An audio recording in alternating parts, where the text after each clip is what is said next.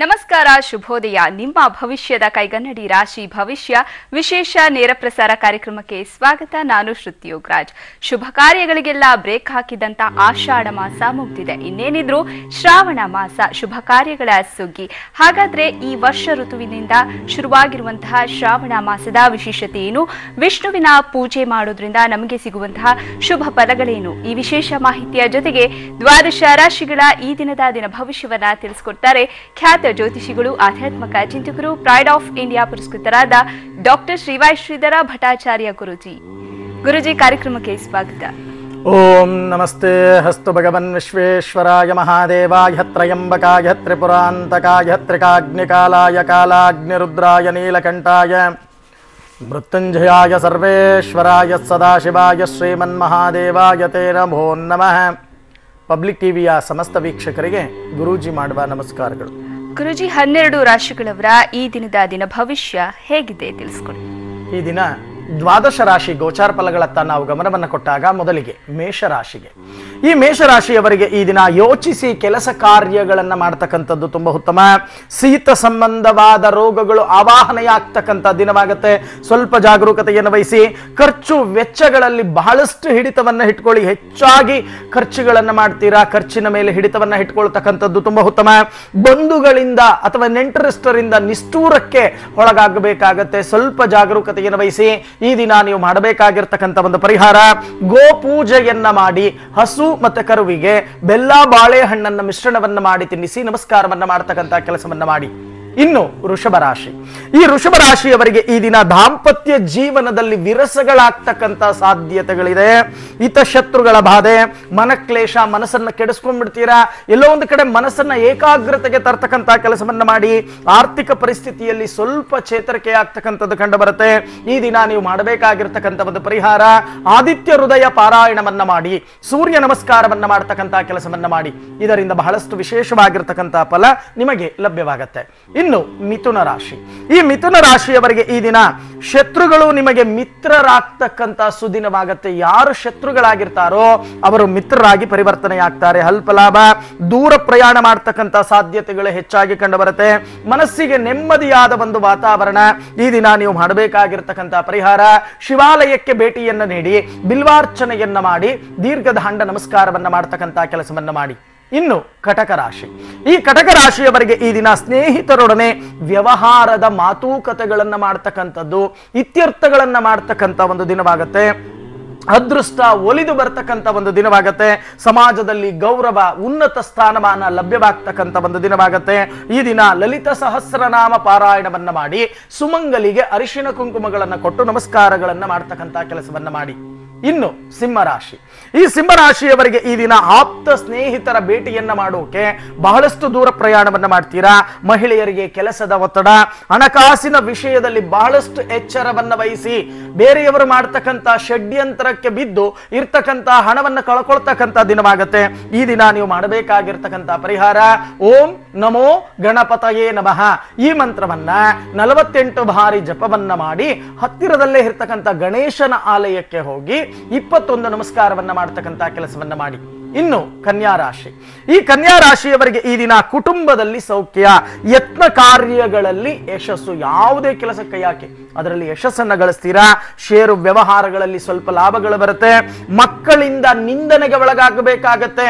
ಸ್ವಲ್ಪ ಜಾಗರೂಕತೆಯನ್ನು ವಹಿಸಿ ನಿಮ್ಮ ನಡವಳಿಕೆಗಳನ್ನ ಸರಿ ಮಾಡ್ಕೊಳ್ತಕ್ಕಂಥ ಕೆಲಸವನ್ನ ಮಾಡಿ. ಎಲ್ಲೋ ಒಂದು ಕಡೆ ನಿಷ್ಠೂರಕ್ಕೂ ಕೂಡ ಒಳಗಾಗಬೇಕಾಗತ್ತೆ. ಈ ದಿನ ನೀವು ಮಾಡಬೇಕಾಗಿರ್ತಕ್ಕಂಥ ಒಂದು ಪರಿಹಾರ, ಓಂ ನಮೋ ಪದ್ಮನಾಭಾಯ ನಮಃ ಈ ಮಂತ್ರವನ್ನ 48 ಬಾರಿ ಜಪವನ್ನ ಮಾಡಿ ತಂದೆ ತಾಯಿಗಳಿಗೆ ಪಾದ ಪೂಜೆಯನ್ನ ಮಾಡಿ ನಮಸ್ಕಾರಗಳನ್ನ ಮಾಡ್ತಕ್ಕಂಥ ಕೆಲಸವನ್ನ ಮಾಡಿ. ಇನ್ನು ತುಲಾರಾಶಿ. ಈ ತುಲಾರಾಶಿಯವರಿಗೆ ಈ ದಿನ ಧಾರ್ಮಿಕ ವಿಷಯಗಳತ್ತ ಆಸಕ್ತಿ ಹೆಚ್ಚಾಗ್ತಕ್ಕಂಥದ್ದು ಕಂಡು ಬರುತ್ತೆ. ಈ ದಿನ ತಾಳ್ಮೆ ಅಗತ್ಯ. ಅಧಿಕ ಖರ್ಚನ್ನ ಮಾಡ್ಕೊಂಡ್ಬಿಡ್ತೀರಾ. ಖರ್ಚಿನ ಮೇಲೆ ಸ್ವಲ್ಪ ಹಿಡಿತವನ್ನ ಇಟ್ಕೊಳ್ಳಿ. ಇಲ್ಲ ಸಲ್ಲದ ತಕರಾರುಗಳಿಗೆ ಒಳಗಾಗ್ತಕ್ಕಂಥ ಸಾಧ್ಯತೆಗಳು ಕೂಡ ಹೆಚ್ಚಾಗಿ ಕಂಡು ಬರ್ತಾ ಇದೆ. ಈ ದಿನ ಒಟು ಬ್ರಾಹ್ಮಣನಿಗೆ ಸ್ವಯಂ ಪಾಕವನ್ನ ನೀಡಿ ನಮಸ್ಕಾರವನ್ನ ಮಾಡ್ತಕ್ಕಂಥ ಕೆಲಸವನ್ನ ಮಾಡಿ. ಇನ್ನು ವೃಶ್ಚಿಕ ರಾಶಿ.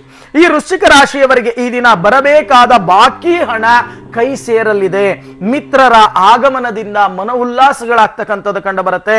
ಅಪರಿಚಿತ ವ್ಯಕ್ತಿಗಳಿಂದ ತೊಂದರೆ, ಯಾರಾದರೂ ಪರಿಚಯ ಇಲ್ಲದೆ ಇರ್ತಕ್ಕಂಥವರ ಜೊತೆ ಸ್ನೇಹವಾಗಲಿ ಮಾತನಾಡ್ತಕ್ಕಂಥದ್ದಾಗಲಿ ಖಂಡಿತವಾಗಿ ಮಾಡಬೇಡಿ. ಅದರಿಂದ ಬಹಳಷ್ಟು ಸಮಸ್ಯೆಗಳಾಗ್ತಕ್ಕಂಥ ಸಾಧ್ಯತೆಗಳಿದೆ.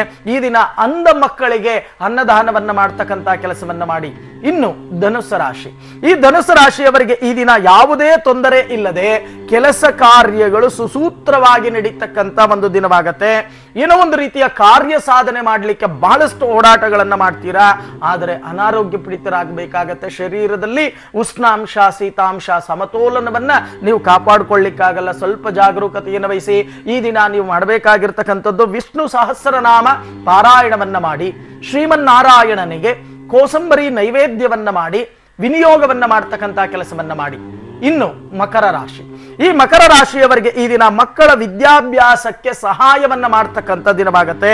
ಚೋರಾಗ್ನಿ ಭೀತಿ, ಅಗ್ನಿಯಿಂದ ಎಲ್ಲೋ ಒಂದು ಕಡೆ ಪಕ್ಷ ಕಿಂಚಿತ್ತಾದರೂ ಅಗ್ನಿಯಿಂದ ತೊಂದರೆಯನ್ನ ನೀವು ಅನುಭವಿಸಲೇಬೇಕು.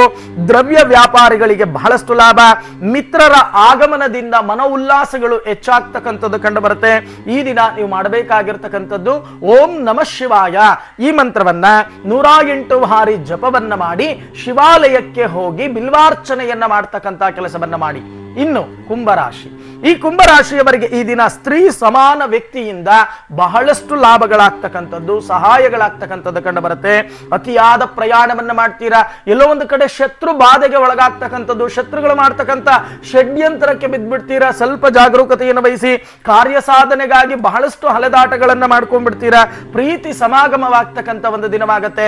ಈ ದಿನ ಗಾಯತ್ರಿ ಮಂತ್ರವನ್ನ ಪಾರಾಯಣವನ್ನ ಮಾಡಿ 108 ಬಾರಿ ಪಕ್ಷಿಗಳಿಗೆ ಧಾನ್ಯವನ್ನ ಹಾಕ್ತಕ್ಕಂಥ ಕೆಲಸವನ್ನ ಮಾಡಿ. ಇನ್ನು ಮೀನರಾಶಿ, ಈ ಮೀನರಾಶಿಯವರಿಗೆ ಈ ದಿನ ಗೃಹ ಉಪಯೋಗಿ ವಸ್ತುಗಳನ್ನ ಖರೀದಿಯನ್ನ ಮಾಡಲಿಕ್ಕೆ ಬಹಳಷ್ಟು ಹಣವನ್ನ ಖರ್ಚು ಮಾಡ್ಕೊಂಡ್ಬಿಡ್ತೀರಾ. ಪೆಟ್ರೋಲಿಯಂ ಉತ್ಪನ್ನಗಳಲ್ಲಿ ಬಹಳಷ್ಟು ಲಾಭ. ಯಾರ್ಯಾರು ಪೆಟ್ರೋಲಿಯಂ ಉತ್ಪನ್ನಗಳಲ್ಲಿ ವ್ಯಾಪಾರಗಳನ್ನ ಮಾಡ್ತಾ ಇದ್ದೀರೋ ಅಂತವರಿಗೆ ಬಹಳಷ್ಟು ಲಾಭ. ಆದರೆ ಮಾತಿನ ಚೆಕಮುಕಿಗೆ ಇಳಿದು ಬಿಡ್ತೀರಾ. ಅವಾಚ್ಯ ಶಬ್ದಗಳನ್ನು ಉಪಯೋಗಿಸ್ತಕ್ಕಂಥ ದಿನವಾಗತ್ತೆ. ಸ್ವಲ್ಪ ಮಾತಿನ ಮೇಲೆ ನಿಗವನ್ನ ಇಟ್ಟು ಮಾತನಾಡ್ತಕ್ಕಂಥ ಕೆಲಸವನ್ನ ಮಾಡಿ. ಈ ದಿನ ಕನಕದಾರ ಸ್ತೋತ್ರ ಪಾರಾಯಣವನ್ನ ಮಾಡಿ ಕಣ್ಣಿಲ್ದೇ ಇರತಕ್ಕಂಥ ಅಂಧ ಮಕ್ಕಳಿಗೆ ಕೈಲಾದ ಸೇವೆಯನ್ನ ಮಾಡ್ತಕ್ಕಂಥ ಕೆಲಸವನ್ನ ಮಾಡಿ. ಇದರಿಂದ ಬಹಳಷ್ಟು ವಿಶೇಷವಾಗಿರ್ತಕ್ಕಂಥ ಫಲ ನಿಮಗೆ ಲಭ್ಯವಾಗುತ್ತೆ. ಸರಿ ಗುರುಜಿ, ಈಗೊಬ್ರು ಕಾಲರ್ ರೆಡಿ ಇದ್ದಾರೆ. ತುಮಕೂರಿನಿಂದ ಕವಿತಾ ಕರೆ ಮಾಡಿದ್ದಾರೆ. ನಮಸ್ಕಾರ ಕವಿತಾ. ನಮಸ್ತೆ ಮೇಡಮ್. ಹೇಳಿಮ್ಮ, ಯಾರ ಬಗ್ಗೆ ಕೇಳಬೇಕಿತ್ತು? ಕೇಳಬೇಕಿತ್ತು ಮೇಡಮ್. ಹುಟ್ಟಿದ ದಿನಾಂಕ ತಿಳಿಸಿ. 27/4/1982. ಸರಿಮ್ಮ, ಗುರುಜಿ ಇದ್ದಾರೆ, ಮಾತನಾಡಿ. ಕವಿತಾ ಅಮ್ಮ ನಮಸ್ಕಾರ ತಾಯಿ. ನಮಸ್ತೆ ಸರ್. ಸ್ವಲ್ಪ ಜೋರಾಗಿ ಮಾತಾಡಿಮ್ಮ. ಸರ್ ನಮಸ್ತೆ ಸರ್. 1 ರಿಂದ 12ರಲ್ಲಿ ಒಂದು ಸಂಖ್ಯೆ ಹೇಳಿ. ಎಷ್ಟು ಸರ್? 1 ರಿಂದ 12ರಲ್ಲಿ ಒಂದು ಸಂಖ್ಯೆ ಹೇಳಿಮ್ಮ. Sir 5 sir. ನಿಮ್ಮ ಮನೆ ದೇವರು ಯಾವುದು ಅಂತ ಹೇಳ್ತೀರಾ? ನಮ್ಮ ಮನೆ ದೇವರು ವೆಂಕಟರಮಣ ಸ್ವಾಮಿ. ವೆಂಕಟರಮಣ, ನೀವು ಹೇಳಿರ್ತಕ್ಕಂಥ ಒಂದು ಸಂಖ್ಯೆಯ ಪ್ರಕಾರ ನಾನು ರಾಶಿ ಪ್ರಶ್ನೆಗೆ ಹೋಗ್ತಾ ಇದ್ದೇನೆ. 1 2 3 4 5 ಅಂದ್ರೆ 1 2 3 4 5 6 7 8 9 10. ಏನ್ ಗುರುಜಿ, ಕಾರ್ಯ ಸಾಧನೆಗಾಗಿ ಬಹಳಷ್ಟು ಕಷ್ಟಪಡ್ತಾ ಇದ್ದೇನೆ, ಆದರೂ ಕೂಡ ಅನ್ಕೊಂಡಿದ್ದ ಆಗ್ತಾ ಇಲ್ಲ. ಮನಸ್ಸು ಆಗಾಗ ನಿಯಂತ್ರಣದಲ್ಲಿಲ್ಲ, ಮನಕ್ಲೇಶಗಳಾಗತ್ತೆ. ಯಾಕೆ ಈ ರೀತಿ ಎಲ್ಲ ಆಗತ್ತೆ ಅನ್ನೋ ಒಂದು ಪ್ರಶ್ನೆಯನ್ನ ಹಿಡಿದು ನೀವು ಕರೆ ಮಾಡಿದ್ದೀರಾ, ಹೌದಾ? Correct sir. ನಂದು ಮತ್ತೆ ಆರೋಗ್ಯದ ಸಮಸ್ಯೆನೂ ಬಹಳ. ಖಂಡಿತ. ಮೊದಲು ನೀವು ಮಾಡಬೇಕಾಗಿರ್ತಕ್ಕಂಥ ಕೆಲಸ ಇಷ್ಟೇ. ನಿಮ್ಮ ವಾಸಸ್ಥಾನದಿಂದ ಉತ್ತರ ಭಾಗದಲ್ಲಿ ಒಂದು ಹನುಮನ ಮಂದಿರ ಇದೆ, ಹೌದಾ? ಉತ್ತರ ಭಾಗದಲ್ಲಿ ಇಲ್ಲ ಸರ್, ಹನುಮನ ಮಂದಿರ ಇಲ್ಲ. ಯಾವ ದೇವಸ್ಥಾನ ಇರೋದು ಉತ್ತರ ಭಾಗದಲ್ಲಿ? ವೀರಭದ್ರ ಸ್ವಾಮಿ ದೇವಸ್ಥಾನ ಮತ್ತೆ ಗಣಪತಿ ದೇವಸ್ಥಾನ ಇದೆ. ಆ ಗಣಪತಿ ದೇವಸ್ಥಾನದಲ್ಲಿ ಆಂಜನೇಯನ ವಿಗ್ರಹ ಏನಾದ್ರೂ ಇಟ್ಕೊಂಡು ಪೂಜೆ ಮಾಡ್ತಾ ಇದ್ದಾರಾ? ಇಲ್ಲ ಸರ್, ದತ್ತಸ್ವಾಮಿ ದೇವಸ್ಥಾನದಲ್ಲಿ ಆಂಜನೇಯ ಸ್ವಾಮಿ ವಿಗ್ರಹ ಇದೆ. ಆ ದತ್ತಾತ್ರೇಯ ದೇವಸ್ಥಾನ ನಿಮ್ಮ ವಾಸಸ್ಥಾನದಿಂದ ಉತ್ತರ ಭಾಗಕ್ಕೆ ಬರುತ್ತಾ? ಹೌದು ಸರ್. ಖಂಡಿತ. ಒಂದು ಕೆಲಸ ಮಾಡಿ, ಅಲ್ಲಿ ಹೋಗಿ ಹನುಮನ ಮಂದಿರಕ್ಕೆ ಪ್ರತಿ ಶನಿವಾರ ಹೋಗಿ ಮನೋಜವಂ ಮಾರುತ ತುಲ್ಯ ವೇಗಂ ಜಿತೇಂದ್ರಿಯಂ ಬುದ್ಧಿಮತಾಮರಿಷ್ಟ ವಾತಾತ್ಮಜಂ ವಾನರಯೂತ ಮುಖ್ಯಂ ಶ್ರೀರಾಮದೂತಂ ಶಿರಸಾ ನಮಾಮಿ ಈ ಮಂತ್ರವನ್ನ ದೇವಾಲಯಕ್ಕೆ ಹೋಗಿ ಕೂತು ಪೂರ್ವಾಭಿಮುಖವಾಗಿ ಅಥವಾ ಉತ್ತರಾಭಿಮುಖವಾಗಿ ವ್ಯವಸ್ಥಿತವಾಗಿ 108 ಬಾರಿ ಕಣ್ಣು ಮುಚ್ಚಿ ಏಕಾಗ್ರತೆಯಿಂದ ಜಪವನ್ನ ಮಾಡ್ತಾ ಬನ್ನಿ. ಸಿಂಧೂರ ಧಾರಣೆಯನ್ನ ಮಾಡ್ಕೋತಾ ಬನ್ನಿ. ಆಗ ವ್ಯವಸ್ಥಿತವಾಗಿ ಮನಕ್ಲೇಶ ಅಂತಕ್ಕಂಥದ್ದು ಮನಸ್ಸು ಏಕಾಗ್ರತೆಗೆ ಬರ್ತಕ್ಕಂಥ ಕೆಲಸವಾಗತ್ತೆ. ಆಗ ಆರೋಗ್ಯದಲ್ಲೂ ಕೂಡ ಅಭಿವೃದ್ಧಿ ಆಗ್ತಕ್ಕಂಥ ಕೆಲಸವಾಗತ್ತೆ. ಈ ರೀತಿ ಮಾಡಿ ಯೋಚನೆ ಮಾಡ್ತಕ್ಕಂಥದ್ದು ಬೇಡ. ಒಳ್ಳೇದಾಗ್ಲಿ ತಾಯಿ. ಧನ್ಯವಾದಗಳು ಕವಿತಾ. ಮತ್ತೊಬ್ರು ಕಾಲರ್ ಹಿಡಿದ್ದಾರೆ, ಮುನಿರಾಜು ಅಂತ ಬೆಂಗಳೂರಿನಿಂದ ಕರೆ ಮಾಡಿದ್ದಾರೆ. ನಮಸ್ಕಾರ ಮುನಿರಾಜು. ನಮಸ್ತೆ ಮೇಡಮ್. ಹೇಳಿ, ಯಾರ ಬಗ್ಗೆ ಕೇಳಬೇಕಿತ್ತು? ನಮ್ಮ ಬಗ್ಗೆ ಕೇಳಬೇಕಿತ್ತು ಮೇಡಮ್. ಗುರುಜಿ ಇದ್ದಾರೆ, ಮಾತನಾಡಿ. ಮುನಿರಾಜ್ ಅವರೇ ನಮಸ್ಕಾರ ಅಪ್ಪ. ಕೇಳಿಸ್ತಾ ಇದೆಯಾ ನಾನು ಮಾತನಾಡೋದು? ಕೇಳಿಸ್ತದೆ ಗುರುಜಿ. 1 ರಿಂದ 12ರಲ್ಲಿ ಒಂದು ಸಂಖ್ಯೆ ಹೇಳ್ತೀರಪ್ಪ? 9 ಗುರುಜಿ. ನಿಮ್ಮ ಮನೆ ದೇವರು ಯಾವುದಪ್ಪ? ಮೈಲಾರ ಲಿಂಗೇಶ್ವರ. ಮೈಲಾರ ಲಿಂಗೇಶ್ವರ. ನೀವು ಹೇಳಿರ್ತಕ್ಕಂಥ ಒಂದು ಪ್ರಶ್ನೆಯ ಪ್ರಕಾರ, ಅಂದ್ರೆ ಸಂಖ್ಯೆಯ ಪ್ರಕಾರ ನಾನು ಗುಲಗಂಜಿ ಪ್ರಶ್ನೆಗೆ ಹೋಗ್ತಾ ಇದ್ದೇನೆ. 1 2 3 4 5 6 7 8. ಏನ್ ಗುರುಜಿ, ಎಷ್ಟೇ ಕಷ್ಟಪಟ್ಟರು ಕಷ್ಟ ಕಾರ್ಪಣ್ಯಗಳು ಅಧಿಕವಾಗಿ ಬರ್ತಾ ಇದೆ. ಕೈಯಲ್ಲಿ ದುಡ್ಡಿಲ್ಲ, ಬರಬೇಕಾಗಿರ್ತಕ್ಕಂಥದ್ದು ಬರ್ತಾ ಇಲ್ಲ. ಜೀವನದಲ್ಲಿ ಅಭಿವೃದ್ಧಿ ಯಾವತ್ತು ಆಗೋದು, ಮನೋವಾಂಚಲ್ಯ ಯಾವತ್ತು ಫಲಸಿದ್ಧಿ ಆಗತ್ತೆ, ಯಾವಾಗ ನಾನು ಅನ್ಕೊಂಡಿದ್ದಾಗತ್ತೆ ಅನ್ನೋ ಪ್ರಶ್ನೆಯನ್ನ ಹಿಡಿದು ಕರೆ ಮಾಡಿದ್ದೀರಾ, ಹೌದಾ? ಹೌದು ಗುರುಜಿ. ಏನಾಗ್ಬೇಕು ಹೇಳಿಪ್ಪ? ತುಂಬಾ ತೊಂದರೆ ಇದೆ ಗುರುಜಿ.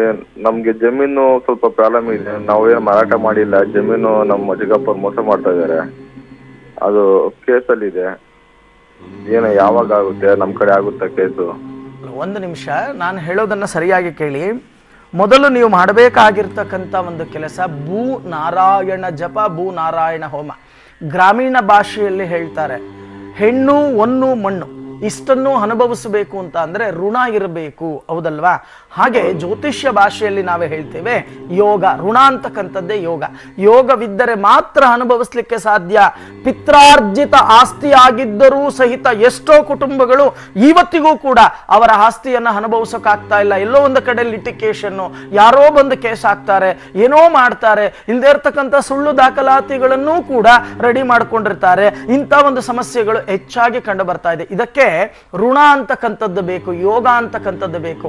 ಆ ಯೋಗ ಅಂತಕ್ಕಂಥದ್ದು ನಿಮಗೆ ಬರಬೇಕು ಅಂತ ಅಂದ್ರೆ ಮೊದಲು ನೀವು ಮಾಡಬೇಕಾಗಿರ್ತಕ್ಕಂಥ ಕೆಲಸ ಇಷ್ಟೇ, ಭೂ ನಾರಾಯಣ ಜಪ, ಭೂ ನಾರಾಯಣ ಹೋಮವನ್ನ ಒಂದು ಅರಣ್ಯ ಪ್ರದೇಶದಲ್ಲಿ ಕೂತು ಶ್ರದ್ಧಾ ಭಕ್ತಿ ಏಕಾಗ್ರತೆಯಿಂದ ಆಚರಣೆಯನ್ನ ಮಾಡಿ ಅದರಲ್ಲಿ ಬರ್ತಕ್ಕಂಥ ರಕ್ಷೆಯನ್ನ ಪ್ರತಿದಿನ ಹಣೆಯಲ್ಲಿ ಧರಿಸ್ಕೋತಾ ಬನ್ನಿ. ಗೊತ್ತಾಗಲಿಲ್ಲ ಅಂದ್ರೆ ಕಚೇರಿಗೆ ಬಂದು ಭೇಟಿ ಮಾಡಿ ವ್ಯವಸ್ಥಿತವಾಗಿ ಈ ಕಾರ್ಯಕ್ರಮವನ್ನ ಮಾಡಿಸ್ಕೊಳ್ಳಲಾಗತ್ತೆ. ಈ ರೀತಿ ಮಾಡಿ ಯೋಚನೆ ಮಾಡ್ತಕ್ಕಂಥದ್ದು ಬೇಡ. ಒಳ್ಳೇದಾಗ್ಲಿ. ಧನ್ಯವಾದಗಳು ಮುನಿರಾಜು. ವೀಕ್ಷಕರೇನು ನೀವು ಕೂಡ ಕರೆ ಮಾಡಿ ಗುರುಜಿಯವರ ಜೊತೆ ಮಾತನಾಡಬಹುದು. ಹುಟ್ಟಿದ ದಿನಾಂಕ, ಹುಟ್ಟಿದ ಸಮಯ ಗೊತ್ತಿಲ್ಲ ಅನ್ನುವಂತಹ ಚಿಂತನೆ ಬೇಡ. ಆದರೂ ಕೂಡ ನಿಮ್ಮ ಜಾತಕದಲ್ಲಿ ಎದುರಾಗುವಂತಹ ದೋಷಗಳಿಗೆ ಸರಳ ಜ್ಯೋತಿಷ್ಯದ ಪರಿಹಾರವನ್ನ ಪಡ್ಕೊಳ್ಬಹುದು.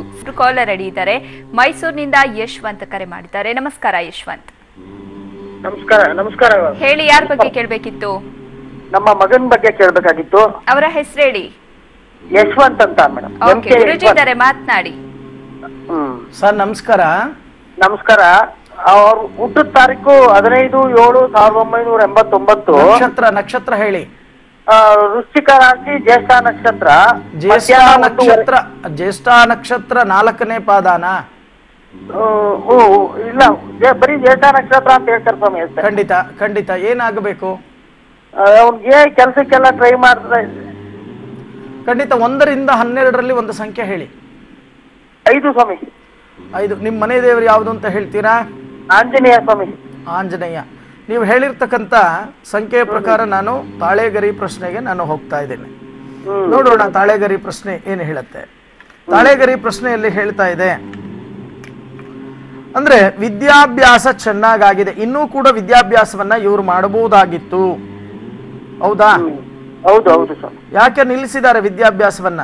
ಇಲ್ಲ ಇಲ್ಲ, M.Tech ತನಕ ಓದಿದ್ದೇನೆ. BE M.Tech. ಅಲ್ಲ, ಹೌದು, ವಿದ್ಯಾಭ್ಯಾಸ ತುಂಬಾ ಚೆನ್ನಾಗಿದೆ.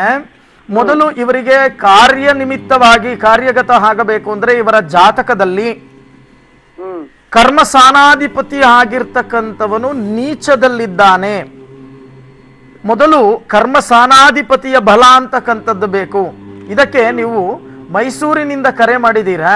ಅರಮನೆಯ ಉತ್ತರ ಭಾಗದಲ್ಲಿ ಇರ್ತಕ್ಕಂಥ ಆಂಜನೇಯನ ದೇವಾಲಯಕ್ಕೆ ಹೋಗಿ ವ್ಯವಸ್ಥಿತವಾಗಿ ಶನಿವಾರ ಪುಳಿಯೋಗರೆ ಅಥವಾ ದದಿಯೋಗರೆ ಅಥವಾ ಉದ್ದಿನ ಬೇಳೆ ಅನ್ನವನ್ನ ನೈವೇದ್ಯವನ್ನ ಮಾಡಿ ಬರ್ತಕ್ಕಂಥ ಭಕ್ತಾದಿಗಳಿಗೆ ವಿನಿಯೋಗವನ್ನ ಮಾಡಿ ಭಕ್ತಿಯಿಂದ ಪ್ರಾರ್ಥನೆ ಮಾಡಿ ಬನ್ನಿ. ಖಂಡಿತವಾಗಿ ಉದ್ಯೋಗ ಇವರಿಗೆ ಪ್ರಾಪ್ತಿಯಾಗತ್ತೆ. ಜಾತಕದಲ್ಲಿ ಇರ್ತಕ್ಕಂಥ ಕರ್ಮಸ್ಥಾನಾಧಿಪತಿಯ ದೋಷಕ್ಕೆ ಆ ಒಂದು ಗ್ರಹದ ಶಾಂತಿಯನ್ನ ಆಚರಣೆಯನ್ನ ಮಾಡ್ತಕ್ಕಂಥ ಕೆಲಸವನ್ನ ಮಾಡಿ ಖಂಡಿತವಾಗಿ ಅನುಕೂಲಗಳಾಗತ್ತೆ. ಯೋಚನೆ ಮಾಡ್ತಕ್ಕಂಥದ್ದು ಬೇಡ, ಒಳ್ಳೇದಾಗ್ಲಿಪ್ಪ. ಧನ್ಯವಾದಗಳು ಕರೆ ಮಾಡಿದ್ದಕ್ಕಾಗಿ. ಮತ್ತೊಬ್ರು ಕಾಲರ್ ಮೈಸೂರಿನಿಂದನೇ ಕರೆ ಮಾಡಿದ್ದಾರೆ, ಮಂಜುಳಾ. ನಮಸ್ಕಾರ ಮಂಜುಳಾ ಅವರೇ. ನಮಸ್ಕಾರ ಮೇಡಮ್. ಹೇಳಿಮ್ಮ, ಯಾರ ಬಗ್ಗೆ ಕೇಳ್ಬೇಕಿತ್ತು? ನಮ್ಮ ಯಜಮಾನ್ರ ಬಗ್ಗೆ ಕೇಳ್ಬೇಕಿತ್ತು. ಅವರ ಹೆಸರು ಹೇಳಿ. ಕೃಷ್ಣ ನಾಯ್ಕ ಅಂತ.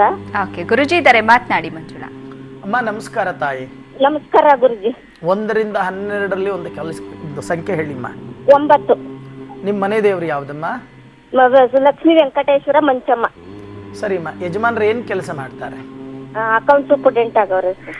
ಖಂಡಿತ ಅಮ್ಮ, ನೀವು ಹೇಳಿರ್ತಕ್ಕಂಥ ಒಂದು ಸಂಖ್ಯೆ ಪ್ರಕಾರ ನಾನು ತಾಂಬೂಲ ಪ್ರಶ್ನೆಗೆ ನಾನು ಹೋಗ್ತಾ ಇದ್ದೀನಿ. ತಾಂಬೂಲ ಪ್ರಶ್ನೆ ಏನು ಹೇಳುತ್ತೆ ನೋಡೋಣ. ಬಹಳಷ್ಟು ಕಷ್ಟಪಟ್ಟು ಕೆಲಸ ಮಾಡ್ತಾರೆ, ಆದರೂ ಕೂಡ ಅಭಿವೃದ್ಧಿ ಇಲ್ಲ. ಇವರನ್ನ ಬೇರೆಯವರು ಉಪಯೋಗಿಸ್ಕೋತಾರೆ, ಇವರಿಗೆ ಸಹಾಯವನ್ನ ಮಾಡಲ್ಲ. ಆಗಾಗ ಆರ್ಥಿಕ ಪರಿಸ್ಥಿತಿಯಲ್ಲಿ ಬಹಳಷ್ಟು ಬಿಕ್ಕಟ್ಟು ಬರುತ್ತೆ. ಮನಸ್ಸಿನ ಮೇಲೆ ದುಷ್ಟ ಪರಿಣಾಮಗಳು ಇವರಿಗೆ ಆಗ್ತಾ ಇದೆ. ಒಂದ್ಸರಿ ತುಂಬಾ ಚೆನ್ನಾಗಿರ್ತಾರೆ, ಇನ್ನೊಂದ್ಸರಿ ಚೆನ್ನಾಗೇ ಇರೋದಿಲ್ಲ, ಮನಸ್ಸು ಕೆಡಿಸ್ಕೊಂಡಿರ್ತಾರೆ. ಈ ಒಂದು ಪ್ರಶ್ನೆಯನ್ನ ಹಿಡಿದು ನನಗೆ ಕರೆ ಮಾಡಿದ್ದೀರಾ, ಹೌದಾ? ಹೌದು ಸರ್. ಏನಾಗ್ಬೇಕು ಹೇಳಿಮ್ಮ? ಅದೇ ಜೀವನದಲ್ಲಿ ಮಕ್ಳದೆಲ್ಲ ಕೆಲಸ ಆಗಿಲ್ಲ, ಎಲ್ಲ ಓದವ್ರೆ ಮಕ್ಳು 3 ಜನನು ಇಂಜಿನಿಯರ್, MBA ಎಲ್ಲ ಓದವ್ರೆ. ಮಕ್ಳಿಗೆ ಕೆಲಸ ಆಗಿಲ್ಲ, ಅದ್ರ ಬಗ್ಗೆ ಯೋಚನೆ ಮಾಡ್ತಾರೆ. ಅದಕ್ಕೆ ಖಂಡಿತ ನಾನು ಹೇಳೋ ಕೆಲಸವನ್ನ ಮಾಡಿ. ಮನೆಯಲ್ಲೇ ಲಕ್ಷ್ಮೀನಾರಾಯಣ ಜಪ, ಲಕ್ಷ್ಮೀನಾರಾಯಣ ಹೋಮವನ್ನ ವ್ಯವಸ್ಥಿತವಾಗಿ ಆಚರಣೆಯನ್ನ ಮಾಡಿ ಅದರಲ್ಲಿ ಬರತಕ್ಕಂಥ ರಕ್ಷೆಯನ್ನ ಪ್ರತಿದಿನ ಹಣೆಯಲ್ಲಿ ಧರಿಸ್ಕೊಳ್ತಕ್ಕಂಥ ಕೆಲಸವನ್ನ ಮಾಡಿ ಖಂಡಿತವಾಗಿ ಅನುಕೂಲಗಳಾಗತ್ತೆ. ಹಂತ ಹಂತವಾಗಿ ಅಭಿವೃದ್ಧಿಯತ್ತ ಬರ್ತೀರಾ, ಯೋಚನೆ ಮಾಡ್ತಕ್ಕಂಥದ್ದು ಬೇಡ, ಒಳ್ಳೇದಾಗ್ಲಿ ತಾಯಿ. ಧನ್ಯವಾದಗಳು ಮಂಜುಳಾ. ಈಗ ಒಬ್ರು ಕಾಲರ್ ಹಿಡಿತಾರೆ, ಬೆಂಗಳೂರಿನಿಂದ ಮಮತಾ ಕರೆ ಮಾಡಿದ್ದಾರೆ. ನಮಸ್ಕಾರ ಮಮತಾ. ಮೇಡಮ್ ಹೇಳಿ, ಯಾರ ಬಗ್ಗೆ ಕೇಳ್ಬೇಕಿತ್ತು? ನನ್ನ ಬಗ್ಗೆನೇ ಕೇಳ್ಬೇಕಿತ್ತು. ಸರಿ, ಗುರುಜಿ ಇದ್ದಾರೆ, ಮಾತನಾಡಿ. ಅಮ್ಮ ನಮಸ್ಕಾರ ತಾಯಿ. ನಮಸ್ಕಾರ. 1 ರಿಂದ 12ರಲ್ಲಿ ಒಂದು ಸಂಖ್ಯೆ ಹೇಳಿಮ್ಮ. 5. ನಿಮ್ಮ ಮನೆ ದೇವರು ಯಾವ್ದಮ್ಮ? ಲಕ್ಷ್ಮೀ ವೆಂಕಟೇಶ್ವರ ಮಂಚಮ್ಮ. ಲಕ್ಷ್ಮೀ ವೆಂಕಟೇಶ್ವರ ಮಂಚಮ್ಮ. ಮಂಚಮ್ಮ. ಏನ್ ಮಾಡ್ಕೊಂಡಿದ್ದೀರಾ ತಾಯಿ? ಗೃಹಿಣಿ. ನೋಡೋಣ, ನೀವು ಹೇಳಿರ್ತಕ್ಕಂಥ ಒಂದು ಪ್ರಶ್ನೆಯ ಪ್ರಕಾರ ನಾನು ತಾಂಬೂಲ ಪ್ರಶ್ನೆಗೆ ಹೋಗ್ತಾ ಇದ್ದೇನೆ. ಗುರುಜಿ, ಏನೇನೋ ಆಸೆ ಇಟ್ಕೊಂಡು ಏನೇನೋ ಆಸೆಗಳು ಇಟ್ಕೊಂಡಿದ್ದೀನಿ, ಆದರೂ ಕೂಡ ಯಾವುದೂ ಕೆಲಸ ಕಾರ್ಯಗಳಾಗ್ತಾ ಇಲ್ಲ. ಆಗಾಗ ಶತ್ರು ಬಾಧೆಗಳು ಬೇರೆ, ಮನಕ್ಲೇಶ, ಮನಸ್ಸನ್ನು ಕೆಡಿಸ್ಕೋತೀನಿ, ಮನಸ್ಸು ಕೆಟ್ಟೋಗುತ್ತೆ, ಏನೇನೋ ಯೋಚನೆಗಳು ಬರುತ್ತೆ, ಏನೇನೋ ಕಲ್ಪನೆಗಳು ಬರುತ್ತೆ. ಏನ್ ಮಾಡಬೇಕು ಅಂತ ಅರ್ಥ ಆಗ್ತಾ ಇಲ್ಲ. ಯಾಕೆ ನಾವು ಅನ್ಕೊಂಡಿದ್ದೇನು ಸರಿಯಾಗಿ ಆಗಲ್ಲ ಅನ್ನೋ ಪ್ರಶ್ನೆಯನ್ನ ಹಿಡಿದು ಕರೆ ಮಾಡಿದೀರಾ, ಹೌದಾ? ಹೌದು ಗುರುಜಿ. ಏನಾಗ್ಬೇಕು ತಾಯಿ? ಅದೇ ಮಕ್ಳೆಲ್ಲ ಮದ್ವೆ ಆಗಿಲ್ಲ, ಅವ್ರಿಗೆ ಕೆಲ್ಸ ಎಲ್ಲ ಸಿಕ್ಕಿಲ್ಲ, ಇನ್ನ ಮನೆಯಲ್ಲಿ ಯಜಮಾನ್ರಿಗೂ ಹುಷಾರಿಲ್ಲ, ಅದ್ರ ಬಗ್ಗೆ. ಸರಿಮ್ಮ, ಒಂದು ಕೆಲಸ ಮಾಡಿ. ಈ ತಾಂಬೂಲ ಪ್ರಶ್ನೆಯ ಪ್ರಕಾರ ನಿಮಗೆ ಬರ್ತಕ್ಕಂಥ ಒಂದು ಪರಿಹಾರವನ್ನ ನಾವು ನೋಡಿದಾಗ, ನಿಮ್ಮ ಗೃಹ ದೇವತೆಯ ಆರಾಧನೆಯನ್ನ, ಶ್ರಾವಣ ಮಾಸ ಗೃಹ ದೇವತೆಯ ಆರಾಧನೆಯನ್ನ ಮಾಡಿ, ಸಾಧ್ಯವಾದರೆ ಲಕ್ಷ್ಮೀನಾರಾಯಣ ಹೋಮವನ್ನ ಮಾಡಿ ಅಥವಾ ಜಪವನ್ನ ಮಾಡಿಸಿ, ವ್ಯವಸ್ಥಿತವಾಗಿ ವಿಷ್ಣು ಆಲಯಕ್ಕೆ ಹೋಗಿ ಸೇವೆಯನ್ನ ಮಾಡತಕ್ಕಂಥ ಕೆಲಸವನ್ನ ಮಾಡಿ. ಹಂತ ಹಂತವಾಗಿ ಅನುಕೂಲಗಳು ನಿಮಗೆ ಪ್ರಾಪ್ತಿಯಾಗತ್ತೆ. ಅಭಿವೃದ್ಧಿಯತ್ತ ಬರ್ತೀರಾ, ಯೋಚನೆ ಮಾಡ್ತಕ್ಕಂಥದ್ದು ಬೇಡ, ಒಳ್ಳೇದಾಗ್ಲಿ ತಾಯಿ. ಧನ್ಯವಾದಗಳು ಮಮತಾ. ಗುರುಜಿನು ಶುಭ ಕಾರ್ಯಗಳಿಗೆಲ್ಲ ಬ್ರೇಕ್ ಹಾಕಿದಂತಹ ಈ ಆಷಾಢ ಮಾಸ ಮುಗ್ದಿದೆ. ಇಂದಿನಿಂದ ಶ್ರಾವಣ ಮಾಸ, ಅದರಲ್ಲೂ ವರ್ಷ ಋತುವಿನೊಂದಿಗೆ ಆರಂಭವಾಗಿರುವಂತಹ ಈ ಶ್ರಾವಣ ಮಾಸದಲ್ಲಿ ವಿಷ್ಣುವಿನ ಪೂಜೆ ಮಾಡಿದ್ರೆ ಶುಭ ಸುದ್ದಿಯಾಗಿರ್ಬೋದು, ಶುಭ ಫಲಗಳಾಗಿರ್ಬೋದು ನಮಗೆ ಲಭಿಸುತ್ತೆ ಅಂತ ಹೇಳಲಾಗುತ್ತೆ. ಹಾಗಾದ್ರೆ ಆಷಾಢ ಮಾಸದ ಆಚರಣೆಯನ್ನ ಹೇಗ್ ಮಾಡಬೇಕು? ಆಷಾಢ ಮುಗಿದು ಶ್ರಾವಣ ಮಾಸಕ್ಕೆ ನಾವು ಇಂದಿನಿಂದ ಕಾಲಿಟ್ಟಿದೆ. ಶ್ರಾವಣ ಅಂದ್ರೆ ಸಾಕು, ಶ್ರೀಮನ್ನಾರಾಯಣನ ಪೂಜೆಯನ್ನ ಮಾಡಬೇಕು ಅಂತ ಪ್ರತಿಯೊಬ್ಬರೂ ಕೂಡ. ಅದರಲ್ಲೂ ಮನೆ ದೇವರು ಶ್ರೀನಿವಾಸ ಇದ್ರೆ ಸಾಕು, ಅವರ ಮನೆಯಲ್ಲಿ ವಿಷ್ಣುವಿನ ಆರಾಧನೆ ಹೆಚ್ಚಾಗಿ ನಾವು ನೋಡ್ತಾ ಇರ್ತೀವಿ. ಆದ್ರೆ ಯಾಕೆ ಈ ಶ್ರಾವಣ ಮಾಸದಲ್ಲಿ ವಿಷ್ಣು ಆರಾಧನೆಯನ್ನ ನಾವು ಮಾಡಬೇಕು? ನೋಡಿ, ಮನುಷ್ಯನಿಗೆ ಭಗವಂತ ಸೃಷ್ಟಿ ಮಾಡಿರ್ತಕ್ಕಂಥದ್ದು ಕಾಮ, ಕ್ರೋಧ, ಮದ, ಮತ್ಸರ್ಯ ಇವೆಲ್ಲವೂ ಕೂಡ ಮನುಷ್ಯನಿಗೆ ಉಪಯೋಗಕ್ಕೆ ಬೇಕೇ ಬೇಕು. ಇಲ್ಲ ಅಂತಂದ್ರೆ ಮನುಷ್ಯ ಜೀವನ ಮಾಡ್ಲಿಕ್ಕಾಗಲ್ಲ. ಆದರೆ ಯಾವಾಗ ಮನುಷ್ಯನಿಗೆ ಈ ಕಾಮ, ಕ್ರೋಧ, ಮದ, ಮತ್ಸರ್ಯ, ರಿಷಡ್ವರ್ಗಗಳು ಅಂತ ನಾವೇನ್ ಹೇಳ್ತೀವಿ, ಇವು ಅಧಿಕವಾಗಿರುತ್ತಂತೆ. ಈ ವಸಂತ ಋತುವಿನಲ್ಲಿ ಶ್ರೀಮನ್ನಾರಾಯಣನಿಗೆ ಎಲ್ಲವನ್ನೂ ಕೂಡ ಅರ್ಪಣೆಯನ್ನ ಮಾಡಿ ಅದನ್ನ ಕಂಟ್ರೋಲ್ ಮಾಡ್ಲಿಕ್ಕೋಸ್ಕರ ಈ ಒಂದು ಶ್ರಾವಣ ಮಾಸ ಅಂತಕ್ಕಂಥದ್ದು ನಮಗೆ ಲಭ್ಯವಾಗತ್ತೆ. ಅದಕ್ಕೆ ಈ ಶ್ರಾವಣ ಮಾಸದಲ್ಲಿ ಶ್ರೀಮನ್ನಾರಾಯಣನಿಗೆ ಯಾರು ವಿಧೇಯಕರಾಗಿ ಭಕ್ತಿ ಭಾವದಿಂದ ಪೂಜಾ ಪುನಸ್ಕಾರಗಳನ್ನ ಮಾಡ್ತಾರೋ, ಯಾರು ಸುಳ್ಳನ್ನ ಮಾತನಾಡ್ತಕ್ಕಂಥದ್ದನ್ನ ಬಿಡ್ತಾರೋ, ಯಾರು ಮೋಸ ಮಾಡ್ತಕ್ಕಂಥದ್ದನ್ನ ಬಿಡ್ತಾರೋ, ಯಾರು ಪಾಪ ಕಾರ್ಯಗಳನ್ನ ಮಾಡ್ತಕ್ಕಂಥದ್ದನ್ನ ಬಿಡ್ತಾರೋ ಅಂಥವರಿಗೆ ಶ್ರೀಮನ್ನಾರಾಯಣನ ಅನುಗ್ರಹ ಪ್ರಾಪ್ತಿಯಾಗತ್ತೆ ಅನ್ನೋದು ಪ್ರತೀತ. ಹಾಗೆ ಈ ಶ್ರೀಮನ್ನಾರಾಯಣನನ್ನ ಪೂಜೆಯನ್ನ ಮಾಡೋಕೆ ಬಹಳಷ್ಟು ನಿಯಮಗಳಿದೆ. ಅಂದ್ರೆ ನೀವು ನೋಡಬಹುದು, ಶ್ರಾವಣ ಶನಿವಾರ ಅಂತಕ್ಕಂಥದ್ದು ಬರುತ್ತೆ. ಈ ಶ್ರಾವಣ ಶನಿವಾರದಲ್ಲಿ ಎಷ್ಟೋ ಕಡೆ ಎಷ್ಟೋ ದೊಡ್ಡ ದೊಡ್ಡ ಶ್ರೀಮಂತರಾಗಿರ್ತಕ್ಕಂಥವರು ಸಹಿತ ಒಂದು ತಂಬಿಗೆ ತಗೊಳ್ಳೋದು, ಅದಕ್ಕೆ ನಾಮ ಇಟ್ಕೊಳ್ಳೋದು, ಗೋವಿಂದ ಗೋವಿಂದ ಅಂತ ಹೇಳಿ 4 ಮನೆ ಭಿಕ್ಷೆಯನ್ನ ಬೇಡಿ ಅದನ್ನ ತಂದು ವ್ಯವಸ್ಥಿತವಾಗಿ ನೈವೇದ್ಯವನ್ನ ಮಾಡತಕ್ಕಂಥದ್ದು. ಇದರ ಅರ್ಥ ಇಷ್ಟೇ, ಮನುಷ್ಯನಲ್ಲಿ ಅಹಂ ಅಂತಕ್ಕಂಥದ್ದು ಅಧಿಕವಾಗಬಾರದು. ಯಾವಾಗ ಅಹಂಕಾರ ಅಧಿಕವಾಗತ್ತೋ ಆಗ ಮನುಷ್ಯನಿಗೆ ಕಷ್ಟಗಳ ಸುರಿಮಳೆಗಳು ಅಂತಕ್ಕಂಥದ್ದು ಬರುತ್ತೆ. ಯಾವಾಗ ಅಹಂಕಾರದಿಂದ ಮೆರಿತಾರೋ, ಅದು ಹೆಣ್ಣು ಮಕ್ಕಳೇ ಆಗಬಹುದು, ಗಂಡು ಮಕ್ಕಳೇ ಆಗಬಹುದು, ಆಗ ಅವರ ಜ್ಞಾನದಲ್ಲಿ ಅಜ್ಞಾನ ಅಂತಕ್ಕಂಥದ್ದು ವೃದ್ಧಿ ಆಗತ್ತೆ. ಆ ಅಜ್ಞಾನ ವೃದ್ಧಿ ಆದಾಗ ಮಾಡ್ತಕ್ಕಂಥ ಕೆಲಸ ಕಾರ್ಯಗಳಲ್ಲೂ ಸಹಿತ ಇವರು ವಿಘ್ನಗಳನ್ನ ಅನುಭವಿಸಬೇಕಾಗತ್ತೆ, ನಾನಾ ರೀತಿಯ ಸಮಸ್ಯೆಗಳನ್ನ ಇವರು ಅನುಭವಿಸಬೇಕಾಗತ್ತೆ. ಕುಟುಂಬದಲ್ಲಿ ನಾನಾ ರೀತಿಯ ಅವ್ಯವಸ್ಥೆಗಳು, ಕಷ್ಟ ಕಾರ್ಪಣ್ಯಗಳು ಅಧಿಕವಾಗಿ ಬರುತ್ತೆ. ಅದಕ್ಕೋಸ್ಕರನೇ ಪ್ರತಿ ಶನಿವಾರ ನಾನು ನನ್ನ ಪಬ್ಲಿಕ್ ಟಿವಿಯ ವೀಕ್ಷಕರಿಗೆ ಹೇಳ್ತಕ್ಕಂಥದ್ದು ಇಷ್ಟೇ, ಶ್ರಾವಣ ಮಾಸ ಬಂದಿದೆ, ಎಷ್ಟು ಶನಿವಾರಗಳು ನಮಗೆ ಸಿಗ್ತಾ ಇದೆ ಅಷ್ಟು ಶನಿವಾರಗಳು ನಿಮ್ಮಲ್ಲಿ ಇರ್ತಕ್ಕಂಥ ಅಹಂಕಾರವನ್ನ ಬದಿಗೆ ಹೊತ್ತಿ ವ್ಯವಸ್ಥಿತವಾಗಿ ಭಿಕ್ಷಾಟನೆಯನ್ನ ಮಾಡಿ, ಆ ಭಿಕ್ಷಾಟನೆಯನ್ನ ಮಾಡಿ ಆ ಭಿಕ್ಷದಿಂದ ಬಂದಿರ್ತಕ್ಕಂಥ ಪದಾರ್ಥದಿಂದ ಸಿಹಿ ಪದಾರ್ಥವನ್ನ ಮಾಡಿ ನಿಮ್ಮ ಮನೆ ದೇವರಿಗೆ ನೈವೇದ್ಯವನ್ನ ಮಾಡಿ ಬರ್ತಕ್ಕಂಥ ಬಂಧುಗಳಿಗೆ ಗೆಳೆಯರಿಗೆ ವಿನಿಯೋಗವನ್ನ ಮಾಡಿ. ಆಗ ನಿಮ್ಮ ಮನೆಯಲ್ಲಿ ಇರ್ತಕ್ಕಂಥ ಅಹಂಕಾರಗಳು ಅಜ್ಞಾನಗಳು ತೊಲಗಿ ಹೋಗುತ್ತೆ, ನಿಮ್ಮ ಜೀವನದಲ್ಲಿ ಸುಖಮಯವಾದ ಜೀವನ ನಿಮಗೆ ಪ್ರಾಪ್ತಿಯಾಗತ್ತೆ. ಇದನ್ನ ಪರೀಕ್ಷೆ ಮಾಡಿ ನೋಡಿ, ಖಂಡಿತವಾಗಿ ಅನುಕೂಲಗಳಾಗತ್ತೆ. ಬ್ರಹ್ಮಾಂಡಕ್ಕೆ ನಾಯಕನಾಗಿರ್ತಕ್ಕಂಥ ಶ್ರೀಮನ್ನಾರಾಯಣನ ಅನುಗ್ರಹ ನಿಮಗೆಲ್ಲರಿಗೂ ಪ್ರಾಪ್ತಿಯಾಗಲಿ, ಸುಖ ಜೀವನ ಪ್ರಾಪ್ತಿಯಾಗಲಿ ಅಂತ ಹೇಳಿ ನಾನು ಕೂಡ ಆ ಲಕ್ಷ್ಮೀನಾರಾಯಣನನ್ನ ಪ್ರಾರ್ಥನೆಯನ್ನ ಮಾಡ್ತೀನಿ. ಸರಿ ಗುರುಜಿ, ನಮ್ಮಲ್ಲಿರುವ ಅಜ್ಞಾನ ನಿವಾರಣೆಗಾಗಿ ಶ್ರಾವಣ ಮಾಸದಲ್ಲಿ ಶ್ರೀಮನ್ನಾರಾಯಣನ ಪೂಜೆ ಮಾಡೋದ್ರಿಂದ ಒಳ್ಳೇದಾಗತ್ತೆ ಅನ್ನೋದನ್ನ ತಿಳಿಸ್ಕೊಟ್ರಿ. ಧನ್ಯವಾದಗಳು. ಸರ್ವೇ ಜನ ಸುಖಿನೋ ಭವಂತು, ಸಮಸ್ತ ಸನ್ಮಂಗಳಾನಿ ಭವಂತು. ವೀಕ್ಷಕರೇ, ಇನ್ನು ಗುರೂಜಿಯವರ ನೇರ ಭೇಟಿಗಾಗಿ ಈ ಅಡ್ರೆಸ್ ಮತ್ತೆ ಫೋನ್ ನಂಬರ್ನ ನೋಟ್ ಮಾಡ್ಕೊಳ್ಳಿ.